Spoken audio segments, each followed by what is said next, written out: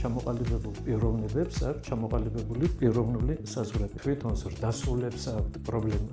თავის თავში ვერ რკვევიან და საერთოდ თვითონ დაკარგულები არიან. მით უმეტეს ხუებს ამ დროს ასწავლიან, ჭკუას ასწავლიან და თანაც ასწავლიან იმას, რასაც თვითონ არ შეესატყვისებიან. ყველაფერი არევას იწვევს და ადამიანი ვერ ყალიბდება.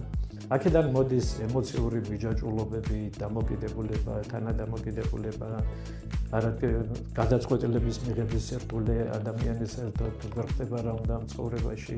ბავშვს და მშობელს შორის დაცული საზღვარი არის მთელი ცხოვრების საწინდარი. ემოციების აკრძალვა არ შეიძლება. შენი ცხოვრება შენზე არის დამოკიდებული. შენი თავისკენ სხვა ასევე გულისხმობს, რომ გავერკვეთ ჩვენ აზრებში, ემოციებში და სურვილებში. როცა ადამიანი ცდილობს, რომ ყველას სპეციალური მოსაწონი იყოს, ეგ ნაღდატანჯვა არის უკვე. სხვისი ცხოვრება თუ მარტივად რო ვთქვა, უდრის ინსულტს.